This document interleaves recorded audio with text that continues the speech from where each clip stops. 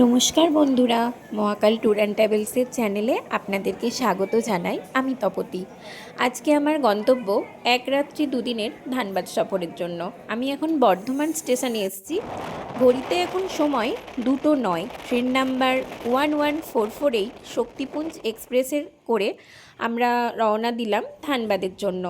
উইকেন্ডে ছুটি হিসাবে এই প্রোগ্রামটা আপনারা বানাতে পারেন আমার মতো। চলুন ট্রেনের যাত্রাটা উপভোগ করি। বন্ধুরা, আমরা এখন চলে এসেছি ধানবাদ স্টেশনে। তো ট্রেনটা 10 মিনিট লেটে এখানে পৌঁছেছে। এখন আমি এখান থেকে হাঁটা পথ ধরে বেরিয়ে যাব শ্রমিক চকের উদ্দেশ্যে আমার হোটেলের গন্তব্যের জন্য। বন্ধুরা, আমরা এখন হোটেলে চলে এসেছি। যেহেতু আমি এখানে 1 নাইট স্টে করব, তাই আমি একটা রুম এখানে পছন্দ করে নিলাম। এখন রাতের ডিনার কমপ্লিট করে আমি বিশ্রাম নেব। বন্ধুরা, গুড মর্নিং। এখন আমি বেরিয়ে পড়েছি ধানবাদ লোকাল সাইট সিনের জন্য। এখানে সাইট সিনের জন্য আপনার কাছে দুটো অপশান থাকবে।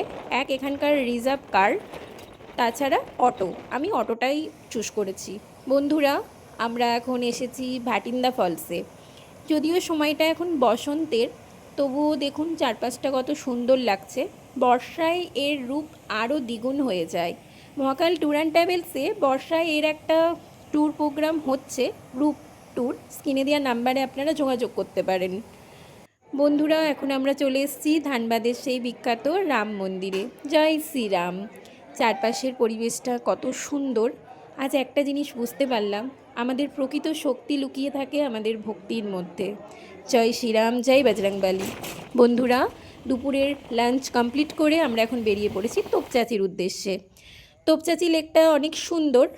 এর চারপাশটা দেখুন, পাহাড়ে মোড়া একটা সুন্দর লেক, স্বচ্ছ। তো আপনারাও যদি এইভাবে ধানবাদ ট্যুর করতে চান, স্ক্রিনে দেওয়া নাম্বারে যোগাযোগ করতে পারেন। বন্ধুরা, আমাদের আজকে শেষ ট্যুরিস্ট স্পট হলো উত্তম কুমারের বাংলো। হ্যাঁ, সেই উত্তম কুমার যার সাথে জড়িয়ে আছে বাঙালির আবেগ, ভালোবাসা। চলুন আজকে আমরা বাড়ি ফিরে যাই। আমরা এখন পৌঁছে গেছি স্টেশনে আমাদের বাড়ির উদ্দেশ্যে। ট্রেন নাম্বার 22388 4টে কুড়ি ব্ল্যাক ডায়মন্ড এক্সপ্রেসে। এইভাবে আপনারাও যদি কমপ্লিট করতে চান আমার সঙ্গে যোগাযোগ